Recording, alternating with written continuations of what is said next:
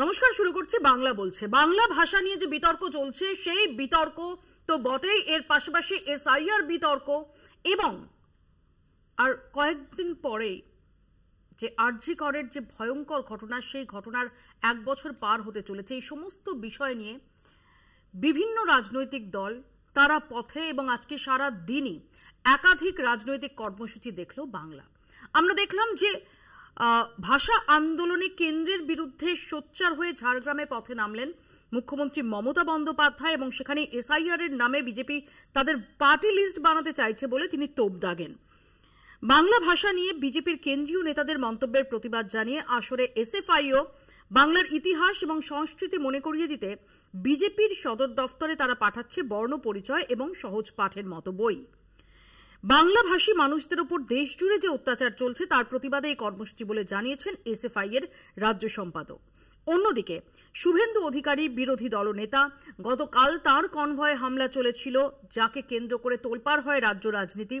আজ বারাসাতে তিনি বাংলায় নারীদের ওপর অত্যাচার চলছে এরই প্রতিবাদে তিনি বারাসাতে কন্যা সুরক্ষা অভিযান সেখানে পার্টিসিপেট করেন। অর্থাৎ সব মিলিয়ে আজ সারাদিন ধরে একাধিক ইস্যুতে একটা সরগরম রাজ্য রাজনীতি আমরা দেখলাম। আর এরই মধ্যে আমরা দেখলাম যে এই ভাষা আন্দোলনের মধ্যেই মুখ্যমন্ত্রী মমতা বন্দ্যোপাধ্যায় সরাসরি নির্বাচন কমিশনকে, ইংরেজিতে যেটাকে বলে টেক অন করা, সরাসরি চ্যালেঞ্জ ছুড়ে দিলেন। আমরা জানি যে একাধিক আধিকারিকের বিরুদ্ধে কারচুপির অভিযোগ তুলে ইলেকশন কমিশন তাদের সাসপেন্ড করার কথা বলেছে এবং তাদের বিরুদ্ধে এফআইআর এর কথা বলেছে। সরাসরি ইলেকশন কমিশনকে চ্যালেঞ্জ ছুড়ে মুখ্যমন্ত্রী জানিয়ে দিলেন যে কোনোভাবেই কারো বিরুদ্ধে কোনো পিউরিটিভ অ্যাকশন, কোনো শাস্তিমূলক ব্যবস্থা নেওয়া হবে না, কারণ এটা আসলে বিজেপির পার্টি লিস্ট তৈরি করতে চাইছে এই ভোটার লিস্টকে কেন্দ্র করে। দেখুন,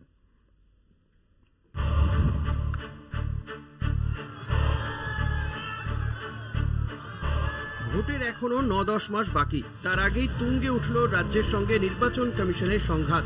এদিন ঝাড়গ্রামে গিয়ে ভাষা আন্দোলনে সোচ্চার হন মুখ্যমন্ত্রী। মিছিল শেষেই তোপ দাগেন কমিশনকে। তার দাবি, জাতীয় নির্বাচন কমিশন বিজেপির কৃতদাস হিসেবে কাজ করছে। ভোট ঘোষণার এত আগেই ভোটার তালিকা সংশোধন নিয়ে কিভাবে 4 আধিকারিককে সাসপেন্ড করা হলো তা নিয়ে প্রশ্ন তোলেন তিনি। তার স্পষ্ট বার্তা, কাউকে সাসপেন্ড করা যাবে না। ভোটার তালিকায় কারচুপির অভিযোগে গতকালই রাজ্যের 2 ইলেকটোরাল রেজিস্ট্রেশন অফিসার বা ইআরও এবং 2 এইআরও কে সাসপেন্ড করেছে কমিশন। আমার 2 জন অফিসারকে নোটিশ পাঠানো হয়েছে কিনা তাকে সাসপেন্ড করা হলো। আমরা বলি তোমার ইলেকশন এখন ডিক্লেয়ার হয়েছে, কোন আইনের বলে তুমি নোটিশ পাঠিয়ে দিচ্ছ, সাসপেন্ড করছো আর বলে দিচ্ছ এফআইআর করতে হবে না? আমি কারো কোনো পানিশমেন্ট করতে দেব না, এটা মাথায় রাখবেন। বাংলা ভাষা বিরুদ্ধে সন্ত্রাসের অভিযোগে এদিন পথে নামেন মমতা বন্দ্যোপাধ্যায়। ঝাড়গ্রামে তিনি বিজেপি নেতাদের আক্রমণের সঙ্গে তোপ দাগেন কমিশনকে। বলেন, এসআইআর এর নামে রাজ্যে এনআরসি চালুর চেষ্টা হচ্ছে, কিন্তু কারো নাম বাদ দেওয়া যাবে না।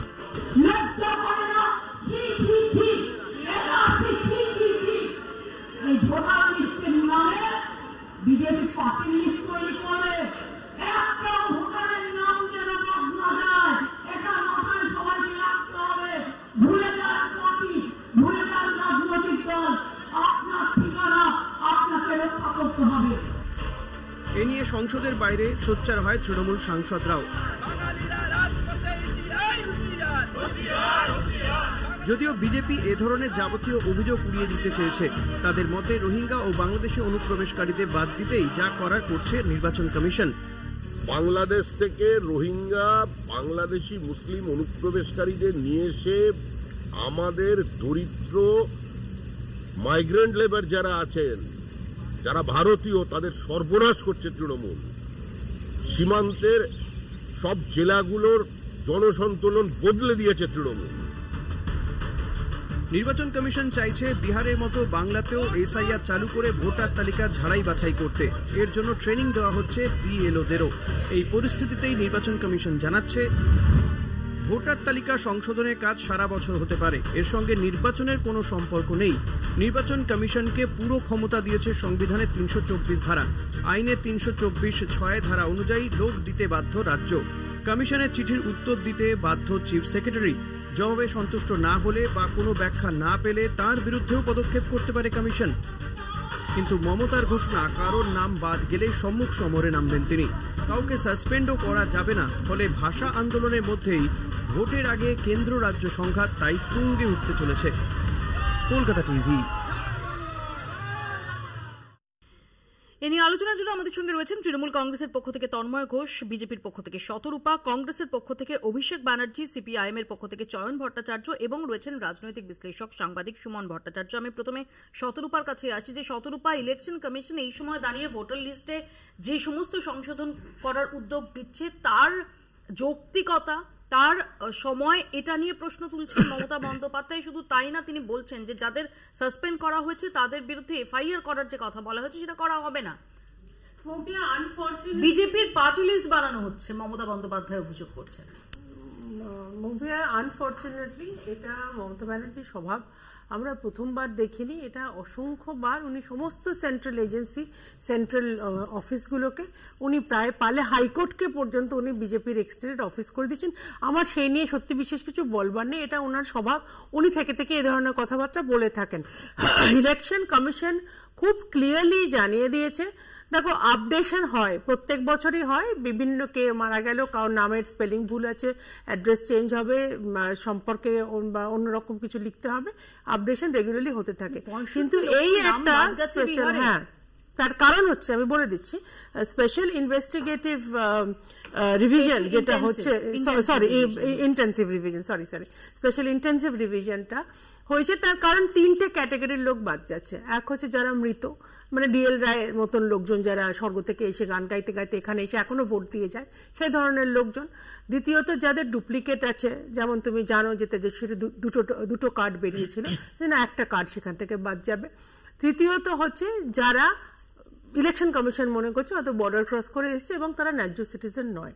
তো এই ধরনের স্ক্রুটিনি ডোর টু ডোর করা হবে এবং 2002 এর পর থেকে যাদের নাম ইনক্লুডেড হয়েছে, ইলেকশন কমিশন একেবারে মানে অন প্রিন্ট এন্ড পেপার জানিয়ে দিয়েছে, 2002 এর পর থেকে যাদের নাম আছে দে আর ইন কোয়েশ্চেন। কারা ইন কোয়েশ্চেন? যারা সো কল্ড এই যে অনায়াসে যাদের সিটিজেনশিপ ডকুমেন্ট এই সরকারের কাছ থেকে পাওয়া যায়, যে সামনে জেরক্সের দোকানের পেছনে একদম রমরমা সিটিজেনশিপের ব্যবসা চলছে, রেড কার্ড দিয়ে চলছে, যে আধার কার্ড করলে এত, ছবিওয়ালা ফটো আইডি করলে এত, ভোটার্স আইডি করলে এত, এইটাকে বন্ধ করতে হবে। এবং ইলেকশন কমিশন একদম সঠিক কাজ করেছে।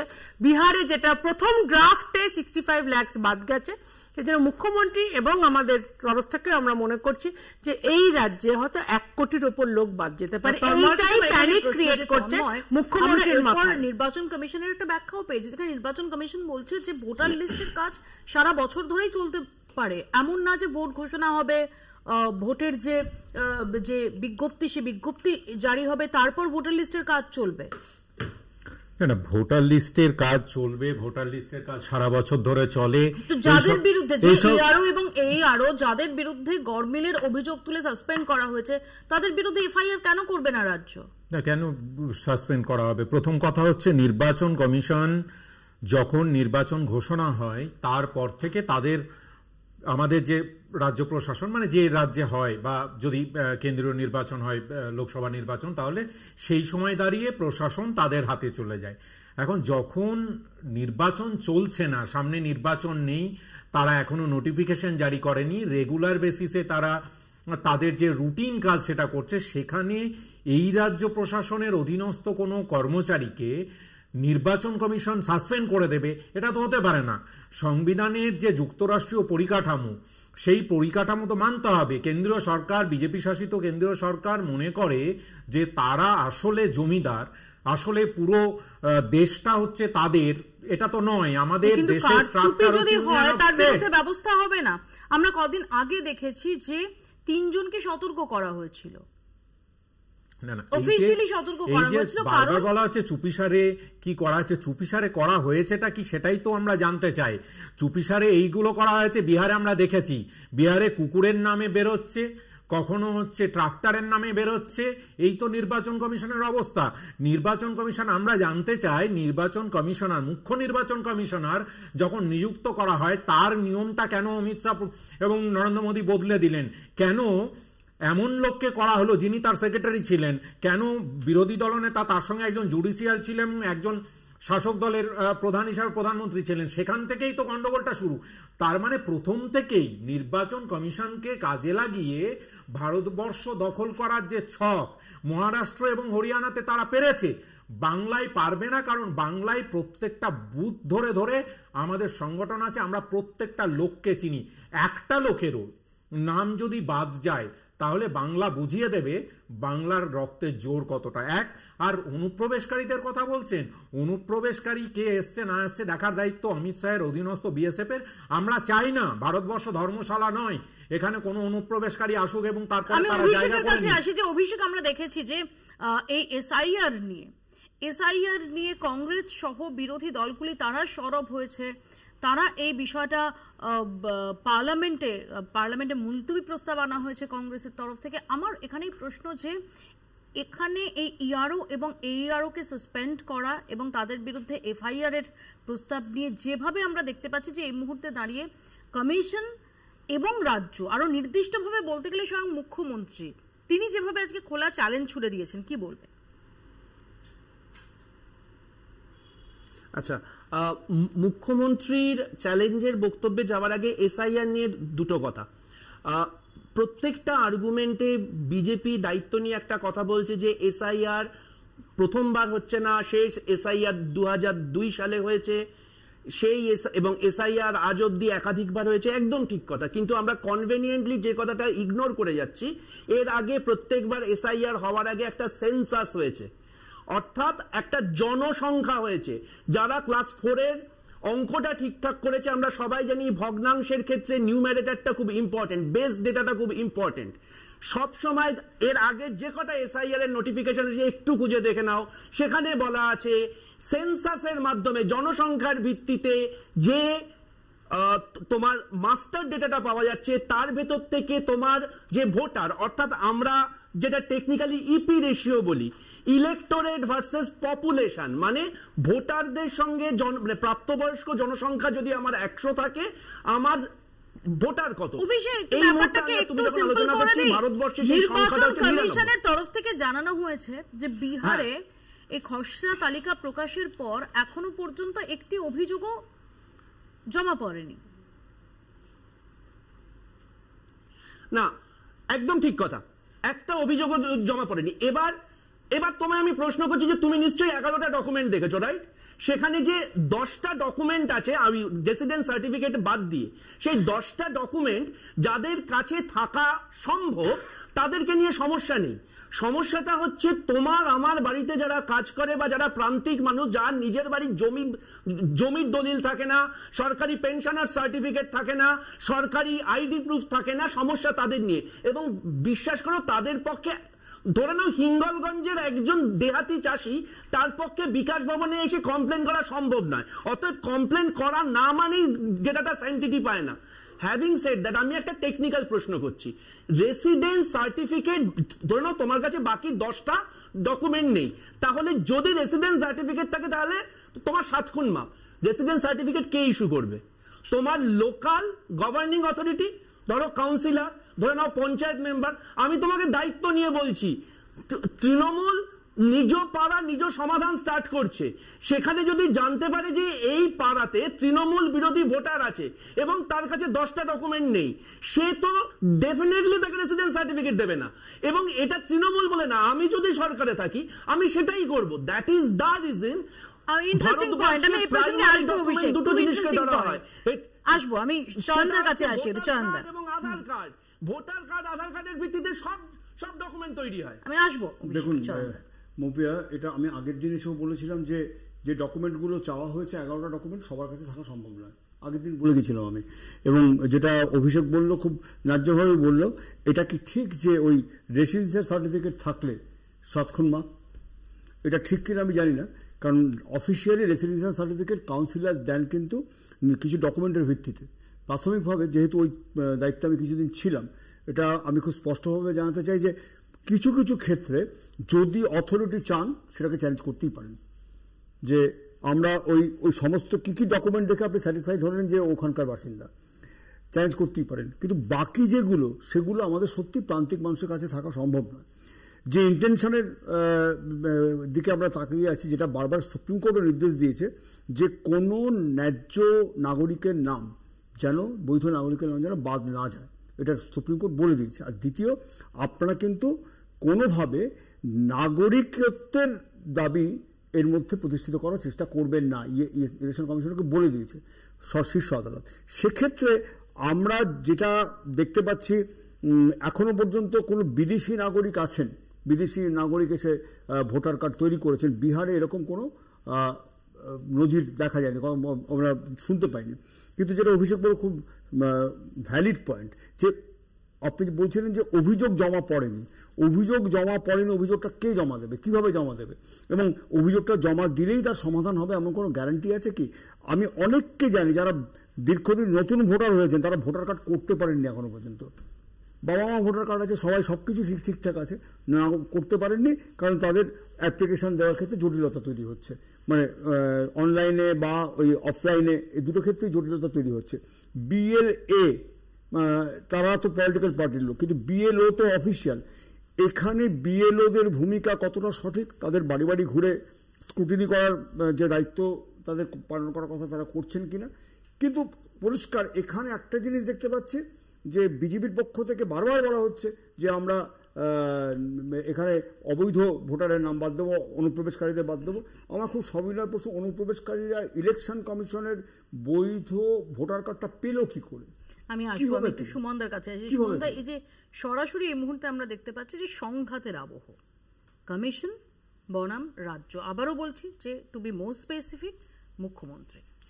দেখুন, সবারই তো দেখার পার্সপেক্টিভ আছে। যদি আপনি আমার দেখার পার্সপেক্টিভে বলেন, তাহলে আমি বলবো যে ব্যাটেল ইজ ওভার, এবং বিজেপি কেন্দ্রীয় নেতৃত্ব অস্ত্র নামিয়ে রেখে দিয়েছে। অস্ত্র যে নামিয়ে রেখেছে তার প্রমাণ হচ্ছে সোমবার হঠাৎ গৌতম আদানি এসে নবান্নে মমতা বন্দ্যোপাধ্যায়ের সঙ্গে দেখা করে গেছে।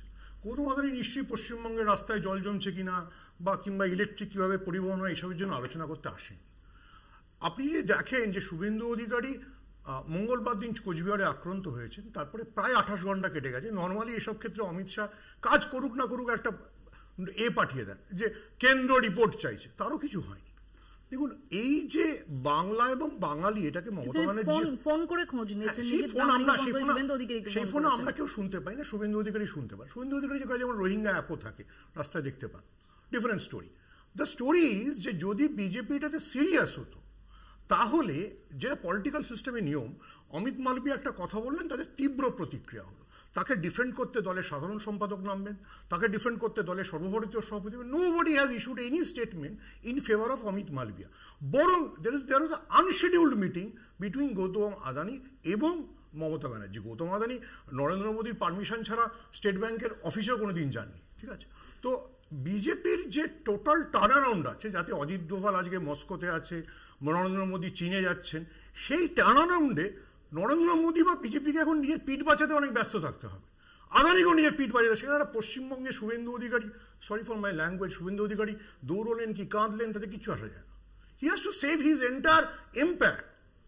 যদি দিল্লিতে যদি আদানি গ্রেফতার হয়ে যান, যদি দিল্লিতে সরকারের টালমাটাল পরিস্থিতি হয়, তাহলে তার বাইরে অন্য কিছু নিয়ে ভাবার সময় নেই। এতটাই আরএসএস উদার হয়ে গেছে, তাদের সমাবেশে রাহুল গান্ধীকে ডাকবে বলছে, ঠিক আছে? আমি শুনে প্রায় ভাবছি মুখোপাধ্যায়কেও ডেকেছিল আরএসএস, সেটা আলাদা প্রশ্ন। সেটা হচ্ছে ওইটাতে সবসময় বাইরের লোককে ডাকা হয়, এইটাতে দেশ কিভাবে চলবে সে বিষয়ে রাহুল গান্ধীর মতামত শুনবে, ঠিক আছে? গতকাল তৃণমূল সাংসদ মহুয়া মিত্র বিবাহের পার্টিতে সোনিয়া গান্ধী নিশ্চয়ই এমনিতে হাঁটতে হাঁটতে তেলেভাজা খেতে আসেন না, গেছিলেন। So the entire politics has changed. সেই মহুয়া মৈত্রকে 2023 ডিসেম্বরে যখন মহুয়া মৈত্র বহিষ্কৃত হচ্ছেন পার্লামেন্ট থেকে, সেই সময় সোনিয়া গান্ধী রাহুল গান্ধী তার সঙ্গে সঙ্গে হেঁটেছে। হ্যাঁ, কিন্তু 1.5 বছর বাদেও আছে, সেই কঠিন সময় আছেন যখন গোটা দেশের অনেক কিছু বদলাচ্ছে, যখন মহুয়া মৈত্রের জন্য তৃণমূলের সাংগঠনিক পদ তৃণমূলের লোকসভা সংসদীয় পদে বদল হয়ে যাচ্ছে। So the entire thing has change.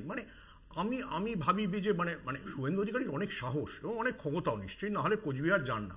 Gautam আদানিকে Gautam আদানিকে নবান্নে দেখার পর উনি যে কোচবিহার থেকে বারাসাত ছুটে বেড়াচ্ছেন, এটার জন্য কিন্তু ওনাকে পুরস্কার দেওয়া উচিত যে পারফরমেন্সই শেষ কথা, পুরস্কার নাই। খুব সংক্ষেপে শতরূপা হাসছে, শতরূপা রিয়াকশন নিন। আমি অবাক হয়ে যাচ্ছি সুমনদার ভিভিড ইমাজিনেশন দেখে কি নিয়ে আলোচনা হচ্ছিল। গৌতম আদানি নিশ্চয়ই তাহলে মুরলীধর সেন নেন না সল্টলেকে অফিস হবে এটা নিয়ে আলোচনা করতে এসেছিলেন।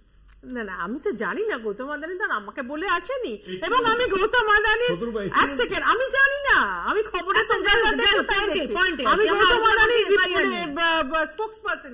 আমি একটু coming back to the focus, আজকে মুখ্যমন্ত্রী কনস্টিটিউশনাল হেড হয়ে, অফকোর্স ওনার কনস্টিটিউশনই অনেকটাই ট্র্যাক রেকর্ড আছে, যে বিধানসভা ভাঙবার সময় উনি হাতে করে কনস্টিটিউশন নিয়ে গেছিলেন, এবং কনস্টিটিউশন প্রোটেক্ট করার যে মানুষটা যে শীর্ষে বসে আছে রাজ্য চালাচ্ছেন, উনি বিএলওদের ইলেকশন অফিসের স্টাফেদের থ্রেটেন করেছে, ইলেকশন আসবে যাবে আমরাই থেকে যাব ইত্যাদি ইত্যাদি ইনি বলেছিলেন। এবার আমি একটা না, তুমি তোমার সময় আমি কোনো কথা বলিনি, তুমি তোমার পার্সপেক্টিভ বলেছো, আমি আবারও বলছি যে আজকে ডকুমেন্ট নিয়ে যে এত কথা হচ্ছে, আমরা যবে থেকে ভারত সরকার এই জনধন যোজনার জন্য প্রত্যেকটা মানুষের একটা না একটা কোথাও অ্যাকাউন্ট আছে, আর কারোর কোনো ডকুমেন্ট না থাকলেও ডেফিনেটলি কোথাও একটা ব্যাংক অ্যাকাউন্ট থাকবে, সেজন্য ন্যায্য সিটিজেন হয়, ইলেকশন কমিশনের কোনো অসুবিধা হবে না তার একটা ন্যায্য এপিক কার্ড দিতে। না না, তুমি চিৎকার করতেই পারো তোমাদের। শোনো আমি অভিষেক, আমি তো এখনো অবধি আমরা বিজেপির তরফ থেকে আতঙ্কে বসে আছি কবে রাহুল গান্ধীর পকেটের অ্যাটম বমটা ফাটবে, যে ইলেকশন কমিশন উড়ে যাবে, তো সেও উড়লো না, আর ইলেকশন বমটা কোথায় ডিফিউজ হয়ে গেল। এক সেকেন্ড বলে আর লাভ নেই। খুব সংক্ষেপে তন্ময়ের রিঅ্যাকশন নিয়ে আমি ব্রেকে যাব। এক সেকেন্ড অভিষেক, তন্ময় খুব সংক্ষেপে আসবে প্লিজ। প্রথম কথা হচ্ছে যা বলছেন একটাও ঠিক না, কারণ আমাদের পক্ষ থেকে পরিষ্কার বলা হয়েছে, মুখ্যমন্ত্রী মাননীয় মুখ্যমন্ত্রী যা বলেছেন বেশ করেছেন, বলেছেন যে নির্বাচন কমিশনকে বিজেপি যদি মনে করে বাকি রাজ্যগুলোর মতো কাজে লাগিয়ে ভোট জিতবো, বাংলায় সেটা হতে দেব না। রাজ্য প্রশাসনকে না জানিয়ে দিল্লিতে ডেকে পাঠাচ্ছেন রাজ্যের অফিসারকে, যুক্তরাষ্ট্রীয় পরিকাঠামোর বিরোধী, যুক্তরাষ্ট্রীয় পরিকাঠামোর বিরোধী, সংবিধান বিরোধী। আসলে এই সংবিধান তো বিজেপি প্রথম থেকেই এর বিরোধিতা করে এসেছে। সুতরাং আরে যারা ভারতের জাতীয় পতাকা তুলতো না কিছুদিন আগে অব্দি,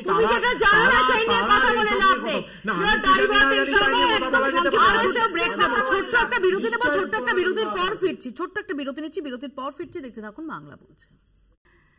ফিরিলাম বিরতির পর। ভাষা আন্দোলনে নেমে এবার অমিত শাহ থেকে অমিত মালভিয়া, তীব্র আক্রমণ মমতা বন্দ্যোপাধ্যায়ের। বিজেপির আইটি সেলের প্রধানকে মালপোয়া বলে কটাক্ষ করেন মুখ্যমন্ত্রী, বলেন সাহস থাকলে তাকে গ্রেফতার করে দেখাক বিজেপি, এবং একই সঙ্গে তিনি প্রশ্ন তুলেছেন যে অমিত শাহ তিনি কি নথি দেখাতে পারবেন। দেখুন,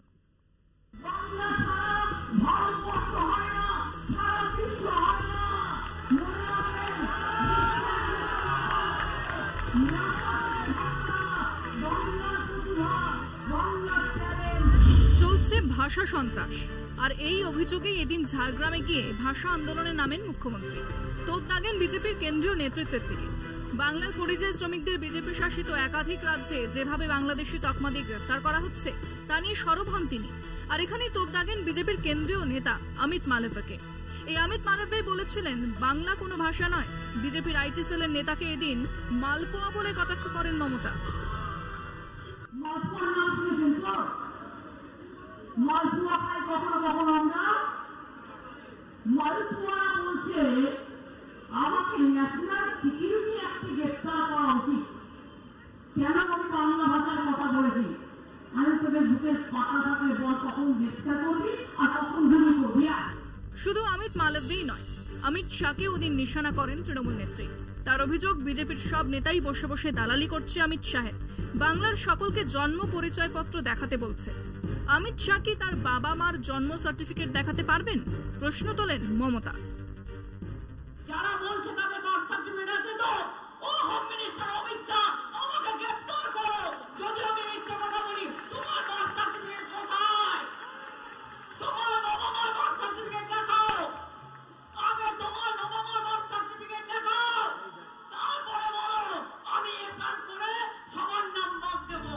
যদিও এক্স স্যান্ডেলে এর পাল্টা জবাব দেওয়ার চেষ্টা করেছেন অমিত মালব্য। তিনি লিখেছেন, মমতা ব্যানার্জি তার ব্যর্থতা ঢেকে রাখতে পারবেন না, অবৈধ মুসলিম অনুপ্রবেশকারীদের তিনি লুকিয়ে রাখতে পারবেন না।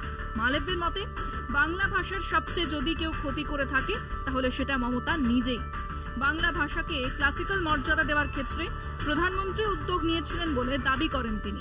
ফলে ভাষা আন্দোলন নিয়ে কেন্দ্র রাজ্য সংঘাত যে ক্রমশ তীব্র হচ্ছে তা দিনের আলোর মতোই স্পষ্ট। কলকাতা টিভি। তন্ময়ের কাছে আসবো। তন্ময়, অমিত মালভিয়া আজকে মুখ্যমন্ত্রীর এই বক্তব্যের পর, তাকে যে কটাক্ষ, মালপোয়া কটাক্ষের পর তিনি যে পোস্ট করেছেন, সেখানে বাংলা ভাষার যদি কেউ ক্ষতি করে থাকেন সেটা মমতা বন্দ্যোপাধ্যায় করেছেন, এই অভিযোগ করছেন। না, একদম ঠিক বলেছেন মমতা বন্দ্যোপাধ্যায়। মালপোয়া, উনি ওই মালপোয়াতে যেমন ঘি ঝরে ঝরে পড়ে, এরকম হচ্ছে বাংলা বিদ্বেষটা ঝরে ঝরে পড়ছে। আমি গত কালকে পরশু ওনার পোস্টের প্রেক্ষিতে এক্সে আমি একটা পোস্ট করেছিলাম একটা ভিডিও দিয়ে।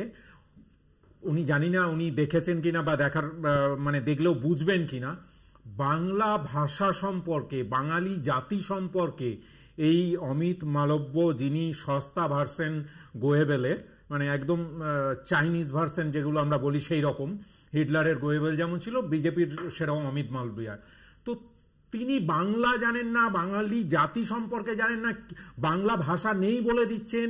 অষ্টম থেকে দশম শতকে দাঁড়িয়ে বাংলা ভাষার যে আধুনিক বাংলা ভাষা, তখন থেকে অন্তত বোঝা যায় চর্যাপদের সময় থেকে যে বাংলা ভাষা আছে। হিন্দি ভাষা নিয়ে যারা ওনারা হিন্দি হিন্দি হিন্দি হিন্দি করে যে লাফাচ্ছেন, হিন্দি তো একেবারে খাড়ি ভাষা, তার সঙ্গে কিছুটা পার্সিয়ান, কিছুটা আরবিক, তিনটে সংমিশ্রণে তৈরি হওয়া একটা কথ্য ভাষা, এবং সেটাও মুঘল সাম্রাজ্যে যখন হয় তখন জনপ্রিয়তা লাভ করে। উনি বাংলা ভাষার ইতিহাসই জানেন না, আর বাঙালি জাতি গুলিয়ে ফেলছেন, বাংলা ভাষা গুলিয়ে ফেলছেন। তিনি আবার পশ্চিমবাংলার কেন্দ্রের পক্ষ থেকে দায়িত্বে। এতেই বোঝা যাচ্ছে যে বিজেপি আমি জাস্ট এক লাইনে এর থেকেই বোঝা যাচ্ছে বিজেপি আগামী নির্বাচনে, অভিষেক বন্দ্যোপাধ্যায় বলেছিলেন তো 50, এখন আমি বলছি 2026-এ 26টাও যে পেরোবে না সেটা নিশ্চিত হয়ে গেছে। এরকম অমিত মালভিয়ার মতো বাঙালি বিদ্বেষী আরো 2-4 জন যদি আমাদের রাজ্যে পাঠানো হয় দায়িত্বে, তাহলে আমরা রাজনৈতিকভাবে এদেরকে শূন্য করব, এই ব্যাপারটা আমরা নিশ্চিত হতে পারি। এই গত কয়েকদিনের এই বিতর্কটার সূত্রপাত হচ্ছে দিল্লি পুলিশের একটা চিঠি দিয়ে। দিল্লি পুলিশের সেই চিঠিটাকে ডিফেন্ড করতে গিয়ে যে ধরনের মন্তব্য অমিত মালভিয়া বা অন্য বিজেপি নেতারা করছেন, সেটাকে ড্যামেজিং বলে মনে হয় না? না, দেখো মৌপিয়া, আজকে পশ্চিমবঙ্গের বাইরে যারা থাকেন তাদের কাছ থেকে আমরা কোনো রকম যদি আশা আপাতত না করি, কিন্তু আমাদের পশ্চিমবঙ্গের মুখ্যমন্ত্রীর কাছ থেকে তো আমরা আশা করতে পারি। দাড়িভিটে যে দুটো ছেলে উর্দুতে পড়বে না বলে বাংলা প্রফেসর চেয়েছিল বলে তাদের গুলি করে মারা হয়েছিল, তখন বাঙালি অস্মিতার কথা মনে পড়েনি। যখন ফিরহাদ হাকিম ওপেনলি বলেছিল যে এতগুলো বছরের মধ্যে নাকি কতগুলো বছর নিজে উনি ক্যালকুলেট করেছিলেন সমস্ত বাঙালিরা উর্দু বলবে, তখন বাঙালি অস্মিতার কথা তখন মুখ্যমন্ত্রীর মনে পড়ে। উনি তো এখানকারই, উনি তো বাঙালি। উনার এই সময় মনে পড়েনি যখন একেবারে সিস্টেম্যাটিক্যালি ইসলামাইজেশন হচ্ছিল বাংলা ভাষার, যখন রাম বলা যাবে না রং বলতে হবে, আকাশ বলা যাবে না আসমান বলতে হবে, মা বলা যাবে না আম্মা বলতে হবে, তখন মনে পড়েনি। তখন হয়েছিল ইসলামাইজেশন, অনেকগুলো ওয়ার্ড আছে, এখন বলতে গেলে তোমার পুরো শো শেষ হয়ে যাবে। অনুব্রত মণ্ডল, উনি যে বীরভূমে গেলেন নানুর থেকে হাঁটতে, মুখ্যমন্ত্রী হাঁটতে গেলেন, অনুব্রত যে ভাষা বলেছিল, যে ভাষায় মানে অর্ধেক ভাষাটা প্রায় ব্লিপ করতে হয়েছিল, তখন বাঙালি অস্মিতার কথা মনে হয়নি। আমি যদি আরো বলি, যেখানে পশ্চিমবঙ্গ উন্নয়নের চোটে ভেসে যাচ্ছে, 42 নাম্বার বাস, সেটা এআই কিনা আমি বলতে পারবো না, জলের তলায় ডুবে গেছে, 5 মাসের বাচ্চা নিজের বাড়িতে বিছানা থেকে গড়িয়ে পড়ে পচা ডোবা 1 মাসের জল ওখানে আছে, তখন বাঙালিদের কথা মনে হয় না। আরজি করের ডাক্তার মেয়ে রেপ হয়, সেও বাঙালি ছিল, তার বাবা মা কাঁদছে বাংলায়, তখন বাঙালি অস্মিতার কথা মনে হয় না। আমরা সবসময় অন্য রাজ্যে দেখাই যে অমুক দেখো বাংলাকে সম্মান দিচ্ছে না, আগে তো আমরা আমাদেরটা দিই না, আগে আমরা আমাদের বাঙালি অস্মিতার কথা চিন্তা করি। আজকে রবীন্দ্রনাথের কথা বলছে, বিদ্যাসাগরকে বুকে করে নিয়ে ঘুরছে, খুব ভালো কথা, কিন্তু নিজের পড়া উত্তরীয়কে বিদ্যাসাগরকে পড়িয়ে দিল, বিদ্যাসাগর প্রতিকৃতিকে পড়িয়ে দিল, তখন বাঙালি অস্মিতার কথা মনে হয় না। 10 সেকেন্ড আমি বলিনি একটু। দেখুন, আমি যেটা বলেছিলাম, বিজেপি প্রথমেই ব্যাকট্র্যাক করে গেছে। প্রথম দিন অমিত মালব্য বলেছিলেন বাংলা বলে কোনো ভাষাই নেই, পরের দিন কিন্তু বলছেন বাংলা ভাষার ক্ষতি একজন করেছে। কিন্তু সেটার যে একটা ব্যাখ্যা, যেটা যে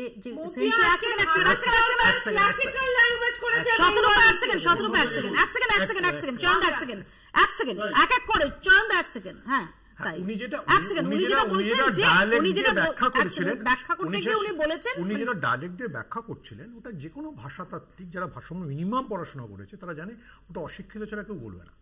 কারণ পৃথিবীতে সবচেয়ে বেশি ল্যাঙ্গুয়েজ যেটা বলা হয় চাইনিজ ভাষা, তাতে তার মধ্যে যতগুলো ডায়ালেক্ট আছে, এই যে চয়নদারা তো সিপিএম এর জন্য চায়না ভাষা ভালো জানেন, এখন নরেন্দ্র মোদীও জানছেন, দ্যাটস এ ডিফারেন্ট স্টোরি।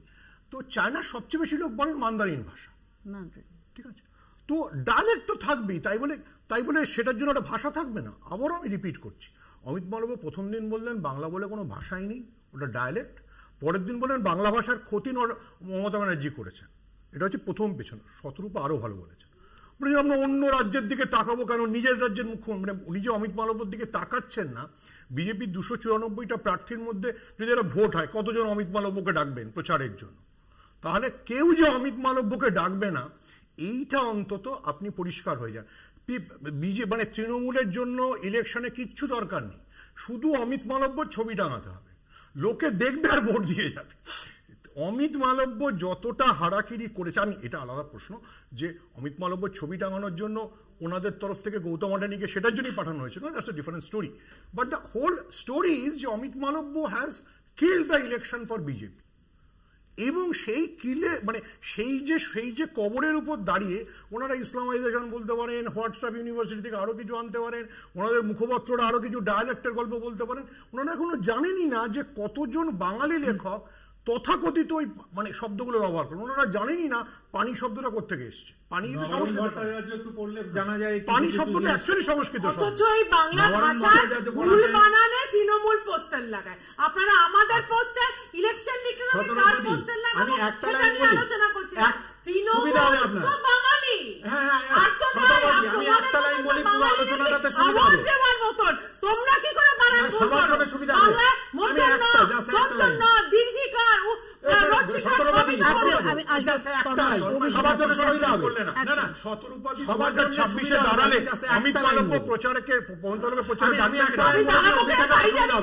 আমি বলছি এখানে সবাই আছি, কোজ্জেল ছিলি রে, এইটার মানে যদি কেউ বলতে পারেন এখানে, আর এটা কোন ভাষা?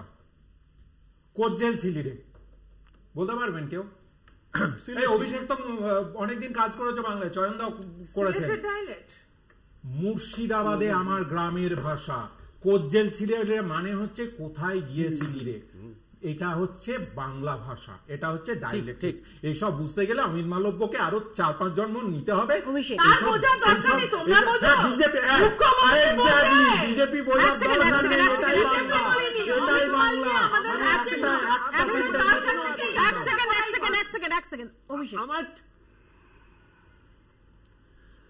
আমার একটা খুব হাত জোর করে প্রশ্ন আছে, আমাকে প্রাদেশিক হিসেবে দাগিয়ে দাও, যা খুশি করে দাও।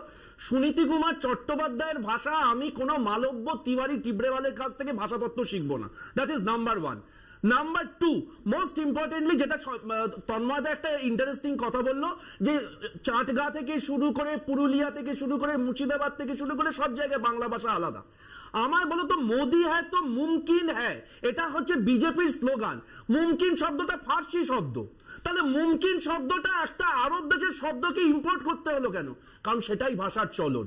এবার আমি এখানে ভাষার টোল খুলে বসিনি, কিন্তু যে কথাটা একটু আগে শতরূপাদি বলছিল, আগের আগের পয়েন্ট অফ ডিফারেন্সে, first of all bank account is not a applicable document. যদিও ব্যাংক অ্যাকাউন্টকে আমি ধরে নি তর্কের খাতিরে, ব্যাংক অ্যাকাউন্ট খোলবার জন্য আধার কার্ড লাগে, ব্যাংক অ্যাকাউন্ট খোলবার জন্য ভোটার কার্ড লাগে, অথচ আধার কার্ড এবং ভোটার কার্ডকে বলা হচ্ছে সেটা যা হতে পারে বলে সেটাকে অ্যালাউ করা হবে না। আমার প্রাইমারি ডকুমেন্টটাকে মান্যতা দিচ্ছি না, সেকেন্ডারি ডকুমেন্টটাকে অ্যাকসেপ্ট করছি। তুমি হঠাৎ তৃণমূলের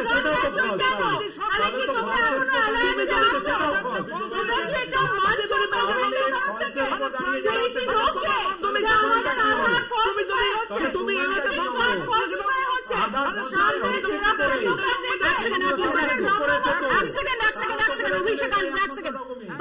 অভিষেক এক সেকেন্ড অভিষেক, তন্ময়, শতরূপা তিনজনকে একটু বিরত করছি। চয়নদা, আমরা দেখলাম যে এসএফআই এর তরফ থেকে সহজপাঠ এবং বর্ণপরিচয় পাঠানো হচ্ছে বিজেপির অফিসে। এই ব্যাপারটা তো হবারই কথা ছিল, যাই হোক ছেড়ে দিন। বিষয়টা হচ্ছে যে আমি এখানে খুব স্পষ্টভাবে জানতে চাইছি যে এই মুমকিন হয় মোদি হয় তো মুমকিন হয়, এটাই মুমকিন ছিল কি যে বাংলা ভাষা সম্পর্কে প্রশ্ন তুলে দেওয়া? যে ব্যাখ্যাগুলো দিলেন এগুলো হাস্যকর ব্যাখ্যা দিচ্ছেন অমিত মালব্য।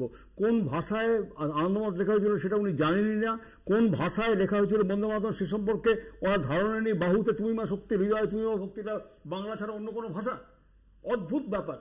ইনি এখন সামনে চলে এলেন একটা ডিভাস্টেটিং টুইট করে, এবং সবাই নেমে গেলেন রাস্তায়। কারণ আগে থেকে, অনেক আগে থেকে, প্রায় 2 বছর আগে আমাদের এখানকার যে তরুণ নেতা বাংলার বিজেপির, তিনি প্রথম শুরু করেছিলেন ধ্রুপদী ভাষাকে চ্যালেঞ্জ করে, বাংলা ধ্রুপদী ভাষা হওয়ার যোগ্য নয় এটা বলে। তারপর যে ভাষাকে ধ্রুপদী ভাষা বললেন নরেন্দ্র মোদী, সেই ভাষা নাকি নেই সেটা অমিত মালব্য বলছেন। চুপ করে নরেন্দ্র মোদী শুনলেন। এবং আমার এখানে কিন্তু প্রধানমন্ত্রী এখানে এসে বললেন যে বড়রা আমার প্রণাম নেবেন, ছোটরা ভালোবাসা, এবং সেখানে কিন্তু বিষ্ণুদের প্রসঙ্গ না। মুশকিল হচ্ছে কি, চোলায় বাজবে জয়ের ভেরি, এই অবধি যদি আমি মেনে নিই ঠিক সব ঠিক আছে। আমার এখানে আরো একটা প্রশ্ন আছে যে এই যে বিষয়গুলো নিয়ে আজকে তন্ময় বলছেন, তন্ময় এটা ঘটনা বিজেপি বাংলার জায়গা নেই, বাংলা বিদ্বেষী পার্টি, এ নিয়ে কোনো সংশয় নেই। এখানটা ভালোবাসি, কথা বলছেন কিনা আমি জানি না, বাংলা কথা বলছেন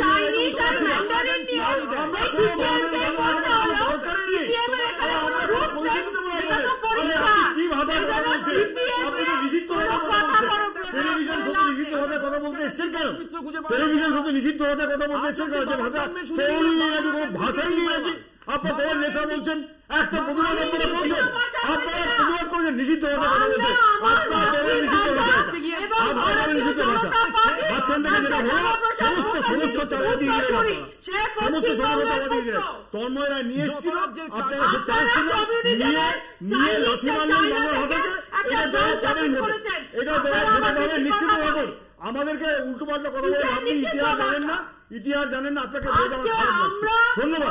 আপনি যা বলার বলে দিয়েছেন, আপনারা যা বলবার বলে দিয়েছেন, এখন শুনুন, মানুষকে বলে শুনুন। আপনারা কিছুই করতে পারেননি। যে ভাষাকে চলে দিলেন, সেই ভাষাকে বললেন যে ভাষা নেই, ভাষা নেই। কাকে দিলেন মর্যাদা? কাকে দিয়েছিলেন? ভাষাই তো নেই বলছেন, ভাষা বাংলা নামে কোনো ভাষা নেই বলছেন। আমার এখানে সুমনদার কাছে আমাদের স্পোকসপারসন নয়, তো এই নিয়ে আমি তো আমি যেটা বলছি সেইটাই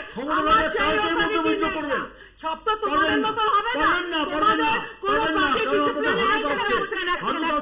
আমার এখানে শতরূপা, আমরা যখন দাঁড়িয়ে দেখছি যে শ্রমিক ভট্টাচার্য তাকে বিজেপি রাজ্য সভাপতি করেছে, যে শ্রমিক ভট্টাচার্য তার বঙ্গ সাহিত্যের অনুরাগ, সেটা সর্বজনবিদিত, বিরোধী রাজনীতিতে যারা রয়েছেন তারাও সেটা মানেন।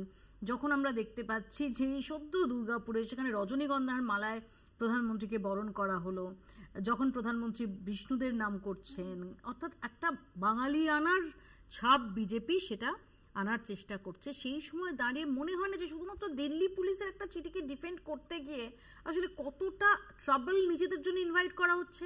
বরং তো আমরা এক্সপেক্ট করি যে বিজেপির যারা সাংসদ তাদের কাছ থেকে একটা এক্সপেকটেশন ছিল যে দিল্লি পুলিশের তারা যোগাযোগ করে বলবেন যে যেটা হয়েছে সেটা অত্যন্ত অনভিপ্রেত হয়েছে, এটাকে উইথড্র করো, এটার জন্য ক্ষমা চাও। এটা তো করতে পারতো। তোমার চ্যানেল যারা যারা দেখে, আই এম শিওর তাদের মধ্যে এই পুরো তোমার যে কাতর আবেদন, আমি বলবো খুব সুন্দর আবেদন, সেটা ডেফিনেটলি সব উচ্চ জায়গায় কনভেড হবে। এইটা নিয়ে মন্তব্য করার অধিকার আমার নেই, আমার সেটা আয়ত্তের মধ্যে পড়ে না।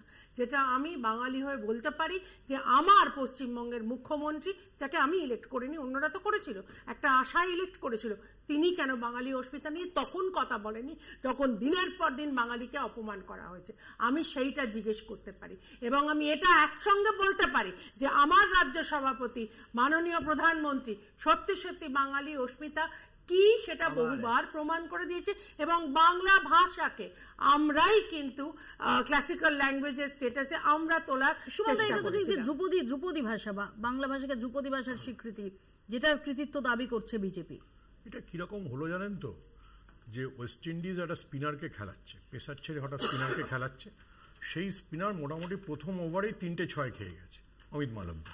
তারপরে আবার বাঙালি অস্মিতা, মানে এবারে তো মমতা ব্যানার্জি বলবেন যে তোরা বাঙালি অস্মিতার কি জানিস, বলে পুরো প্রত্যেকের পড়া ধরবেন যে কে কোন কবিতা জানে, কে কোন জানে, এবং তাতে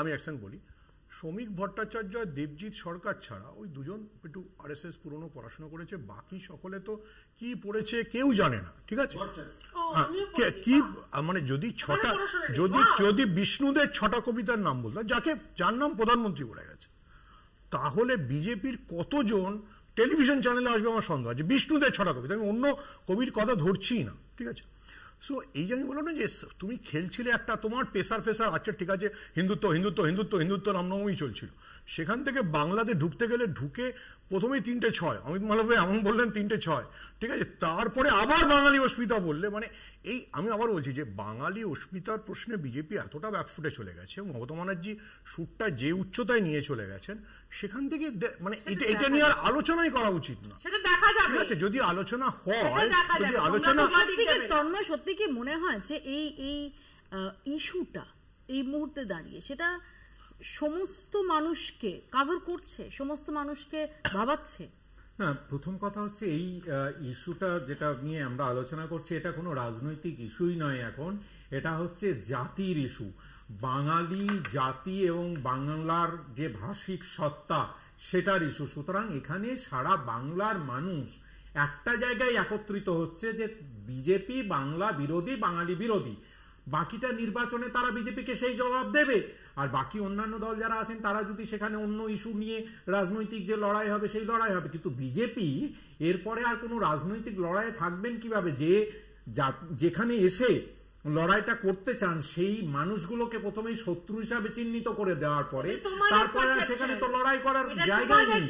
আগামী 2024 বিজেপি 26 না, চয়নদাদের দলের একজন সিনেমা পরিচালক, আমি আসার সময় তার টুইট দেখছিলাম, যারা চয়নদাদের ব্রিগেডেও থাকেন, তিনি তো অমিত মালব্য সম্পর্কে যা সব বলেছেন সেগুলো প্রকাশ্যে বলাই যায় না। তো ব্যাপারটা হচ্ছে যে এখন মানে ব্যাপারটা এমন একটা হয়ে গেছে যে পুরো আলোচনা, পুরো সোশ্যাল ডিসকোর্সটা এমন একটা জায়গায় চলে গেছে, কেউ অমিত মালব্যকে ডিফেন্ড করবার জন্য যদি নামেন তাহলে সেটা একটা মানে কি বলবো, মানে হারাকিরি হয়ে যাবে। বাঙালিরা একত্রিত হয়ে গেছে, গোটা বাংলা একত্রিত। বিজেপি নেতারা যদি এর পরে ডিফেন্ড করার চেষ্টা করে তাহলে রাস্তায় বেরোতেই পারবেন না। আমি বলছি বাঙালি হিসাবে, একজন বাঙালি নাগরিক হিসাবে সংবাদ মাধ্যমে দাঁড়িয়ে বলছি, বিজেপি নেতারা বাড়ি থেকে বেরোতে পারবে না, বাড়িতে ঘেরা হয়ে যাবে, ভোটে লড়াতে দূরের কথা, বাড়ি থেকে বেরোতে পারবে না। অভিষেক, আমি সুমনদার সঙ্গে 2000% একমত, এবং কিছুটা তন্ময়দার সঙ্গেও, যে একটা নন ইস্যু মানে আমরা গত 1 বছর ধরে, সেটা আরজি কর হোক, ল কলেজ হোক, রাস্তাঘাট হোক, দুর্নীতি হোক, আমরা এই সরকারকে প্রতিনিয়ত কোণঠাসা করার চেষ্টা করছিলাম।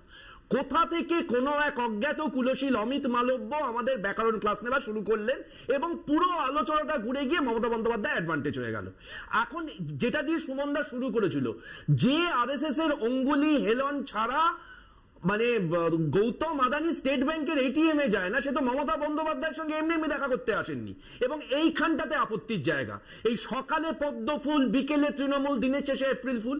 আজকে যখন আমাদের এখানে কি নিয়ে আলোচনা করা উচিত ছিল, সেই আলোচনাগুলো আমরা করতে পারলাম না। কেন করতে পারলাম না? ভাষা আন্দোলন। আচ্ছা, 2021 সময় আমরা নরেন্দ্র মোদীকে রবীন্দ্রনাথ ঠাকুরের বহুরূপী সাজতে দেখিনি? আমরা তখন নরেন্দ্র মোদীর মুখে পদ্মে পদ্মে ছাপটা এমন বলেছিলেন, সেটা নিয়ে মিম হতে দেখিনি? অর্থাৎ হঠাৎ করে বাংলা ভাষার প্রতি ভালোবাসা জাগ্রত হওয়াটা নতুন নয়। উনি যখন যে রাজ্যে ভোট থাকে সেই রাজ্যের সঙ্গে ওনার আত্মিক সম্পর্ক জেগে ওঠে, দ্যাটস নট ইম্পর্টেন্ট। কিন্তু ইম্পর্টেন্ট ছিল যে আমার ছেলেগুলো চাকরি পাচ্ছে না, আমার রাস্তাঘাটের সময় সেগুলো আমরা আলোচনাই করতে পারছি না। থ্যাঙ্কস টু অমিত মালব্য আমার এই আমাকে শেষ করতে হবে। তার আগে এটাই প্রশ্ন যে আসলে বাকি যে সমস্ত ইস্যু, যে এতদিন ধরে দুর্নীতির ইস্যু, কর্মসংস্থানের ইস্যু, পারলো কি কারণে অমিত মালব্যের এই টুইটার সুমন আদবের কথা বলতে পারলাম এই কারণে যে আপনাদের সময় হলে এসএফআই অন্তত মিছিল নিয়ে বিজেপি অফিস যেত, এখন সেটাও স্পিড পোস্টে ডেলিভারি। অ্যাকচুয়ালি আমি এসএফআই এই অন্তত এই ধরনের কথাবার্তা বলে কি কোন পারপাস সার্ভ হচ্ছে সেটা তুমি বলতে পারো ভাই। মিছিল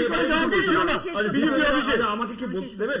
আচ্ছা, যেটা বিষয় অন্য কিছু নয়, যে এই আসল ইস্যুগুলোকে চাপা দিয়ে এইরকম ভাবে একটা নির্দিষ্টভাবে একটা এমন ইস্যু দিয়ে যাওয়া হলো, বাঙালি যে বাংলা ভাষাকে নিয়ে অন্যভাবে একটা অ্যাটাক করা হলো, বিরোধাবিল হিট করা হলো, এবং এটার ফলে যেটা দাঁড়ালো সেটা হচ্ছে কি বাংলার সামনে সর্বভারতীয় বিজেপির একটা অন্যরকম নেতিবাচক ইমেজ তৈরি হলো, যেটা ক্ষতিকর বাঙালির পক্ষে, বাংলা ভাষার পক্ষে। আমি খুব নির্দিষ্টভাবে যে কথাটা বলে আমার কথা শেষ করব, সেটা হচ্ছে কি তাহলে কি প্রশ্ন তুলব যে ধরনের বক্তব্য মিঠুন চক্রবর্তী রেখেছিলেন যে কোথাও বাংলা ভাষী শ্রমিকদের উপর কোনো আক্রমণ হচ্ছে না, সেটা কি সম্পূর্ণ মিথ্যে?